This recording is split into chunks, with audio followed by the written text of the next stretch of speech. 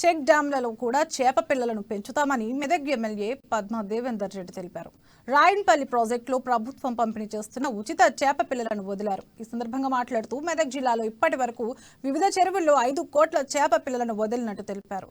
తెలంగాణ రాష్ట్రం ఏర్పడ్డాక మత్స్య సంపద పెరిగిందని ఎమ్మెల్యే వెల్లడించారు.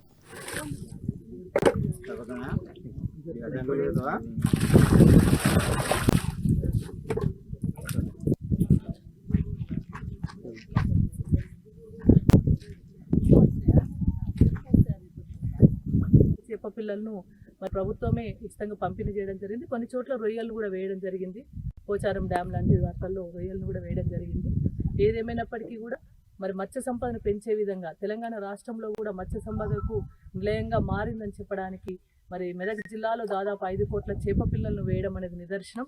మన మెదక్ నియోజకవర్గానికి సంబంధించి దాదాపు 1,80,00,000 చేప పిల్లలను వేయడం జరిగింది. ఈరోజు రాయన్పల్లి ప్రాజెక్టులో మనం చెరువులో ఈరోజు 2,90,000 చేప పిల్లలను వేయడం జరిగింది. దీనిలో ఒక 10% మృగాలు కూడా వేయడం జరిగింది.